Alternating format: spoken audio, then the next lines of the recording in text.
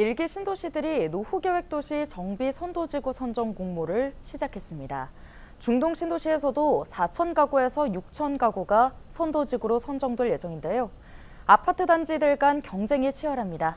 하지만 사업성을 확보하고 통합 재건축을 성사시키는 일은 여전히 난제로 남아 있습니다. 오늘은 중동 신도시 지역 상황 살펴보겠습니다. 이관성 기자, 23일 선도지구 공모가 시작됐는데 부천 중동 신도시에서는 어느 단지들이 신청에 나섰습니까? 중동 신도시에서는 특별정비구역 16개 블록 중 10개 블록에서 선도지구 공모 신청 주민 동의서를 받아왔습니다. 이 중 3, 4개 블록 통합 아파트 단지들이 주민 동의율 90%를 넘긴 상황입니다.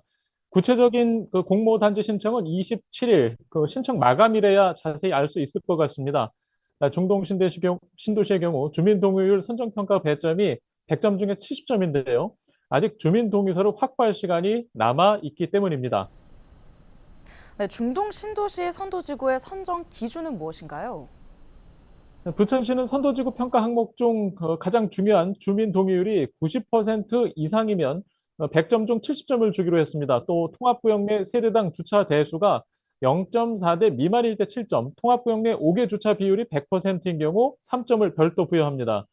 또 통합정비 규모 항목에서는 참여 단지가 4개 이상인 경우 10점이고요.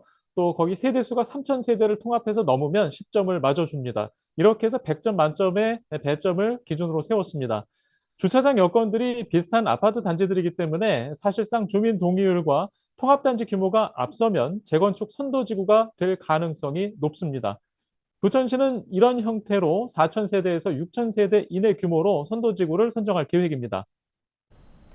네, 선도지구가 된다 하더라도 사업성이 또 있어야 하잖아요. 재건축 추정 분담금이 수억 원이라는 뉴스들이 잇따르고 있어 주민들의 걱정이 큰 상황인데요. 중동 신도시는 기준 용적률을 종전 216%에서 350%까지 늘리기로 했습니다. 이렇게 되면 5만 8천 가구였던 신도시 인구 규모가 8만 2천 가구까지 늘어나는 셈인데요. 하지만 공사비 인상과 공공기여량 때문에 사업성을 확보하기 어려운 실정입니다. 분당이나 평촌 신도시보다 주변 부동산 가격이 낮기 때문에 분양가를 높여 공급할 수도 없습니다. 추정 분담금을 아직 구체적으로 알 수 없지만요. 이 부동산 시장에선 현재 가구당 4억 원에서 5억 원 이상이 추정 분담금이 발생할 것이라고 예측하는 분위기입니다.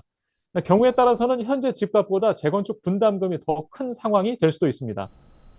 네, 통합 재건축 성사 여부도 관건이죠. 단지들 간의 이익과 손해에 따라 갈라서는 단지들도 많다고 알고 있는데요. 통합 단지들 간 이 평형 크기하고 대지 지분이 달라서 이 추진 과정에서 이해관계가 복잡한 상황이 되는데요. 단지들 간 갈등이 생겼을 때 개별 재건축에 나서겠다며 이 통합 재건축에서 빠지는 경우가 생길 수 있습니다. 자, 이렇게 되면 선도지구 추진 자체가 어렵게 되고 지자체가 노후계획도시 정비계획을 수정해야 하는 상황이 될 수도 있습니다. 네, 그렇다면 재건축 분담금을 추정해 볼 수 있는 일기 신도시별 공공기여율은 언제 확인할 수 있나요? 일기 신도시들은 노계획도시 정비지원 조례 제정을 준비하고 있는데요. 부천의 경우 이달 말이나 10월 초에 입법 예고할 계획입니다. 조례안에는 노계획도시 정비위원회 구성과 공공기여 요율 등이 담겨 있는데 이 주민들은 이 조례안의 공공기여 요율을 보고 구역별 재건축 분담금을 추정해 볼 수 있을 것으로 보입니다. 네, 여기까지 듣겠습니다. 보도국 이관성 기자였습니다.